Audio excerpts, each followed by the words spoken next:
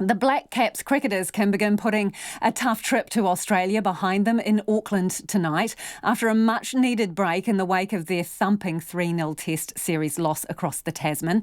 New Zealand face India at Eden Park in the first of 5 T20 matches.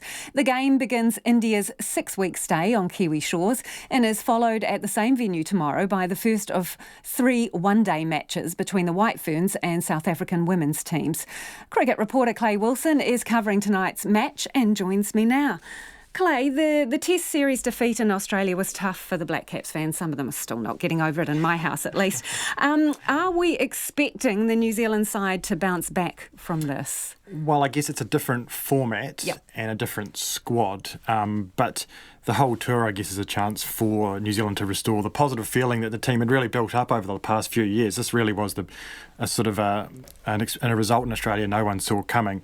We've talked to the Black Caps this week, and Kane Williamson yesterday talked about it's a bit of a balance. They want to move on and forget it, but at the same time they want to make sure they learn the lessons from that defeat. So we'll see. It's going to be a different squad, as I said, and a number of new faces, so those guys won't have the scars of Australia, and there'll be a few experienced names hanging around to be motivated to bounce back, but also New Zealand being back on home soil, a change in format, which New Zealand beat India 2-1 in T20s last summer. So they've got that behind them as well. So a good chance we won't have a gauge until probably the tests come around again, which is at the end of the tour.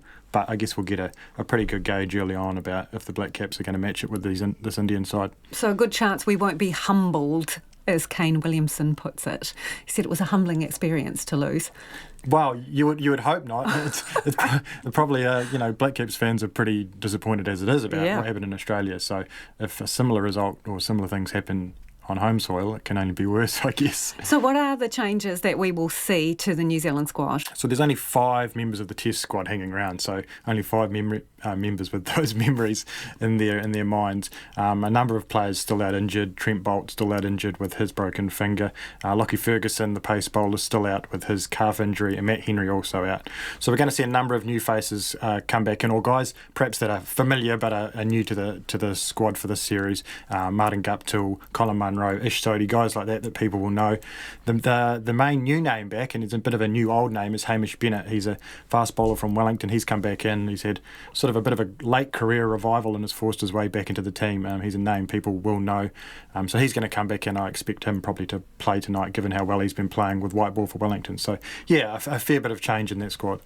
So Kane Williamson, a lot of chatter about his captaincy. So what are the Black Caps saying about his leadership? Well, he was asked about it at decent length yesterday, and he sort of reiterated that he still loves the job and he still wants to do it, but he's open to change if that's what's best for the team. There is set to be a review of this Australian tour, so if it comes out of the review, and there's been noises out of New Zealand cricket that he could perhaps step down from, say, the T20 format and just captain the one-dayers and the tests, and that might be good for him, but he doesn't seem that keen about it, which sort of makes sense. He's a guy that probably doesn't like to just give up when but they all say going. They'll step down if that's what's best for the team, don't they? That's kind of like the line that you feel that the publicist gives them to say. Well, Kane Williamson especially, he's the master at referring back to the team when speaking about himself, so he probably wasn't going to go into huge depth, but he certainly didn't rule it out. I don't see it happening across all formats, but perhaps in the T20 format we might see him step aside in some capacity. Okay, we've also have a tour by the South African women's team starting tomorrow, so what will the White Ferns be hoping for in these matches? So we're going to have 3 one-day matches first, and then it's going to be followed by 5 T20s. This is basically the lead-in for both teams to the T20 World Cup, which is starting in Australia later next month. So for the White Ferns, it's a bit of a fresh start, and Susie Bates, one of the well-known players in the team, said this week. We've got a new captain in Sophie Devine, who's just been in stunning form in Australia and back here for Wellington. She's going to be the captain. A new coach now entrenched in Bob Carter. He's come on, and I tried to bring some new faces into the fold as well. We've got Jess Kerr, the sister of Amelia Kerr. We've got a couple of sisters in there now, so some new faces. And this White Ferns team have definitely underperformed in the last couple of years, probably last 2 or 3 years, at world events, World Cups. So they're very determined, spoken about that this week, about having a good preparation and putting on a good account of themselves in the T20 World Cup coming up pretty shortly. Should I put you on the spot and ask you whether they should move the boundaries back for women's cricket? Well, if Sophie Devine's batting... Anything to go it by? looks like it, yes. Hey, thanks for that, Clay. Clay Wilson, who will be reporting on the cricket this evening.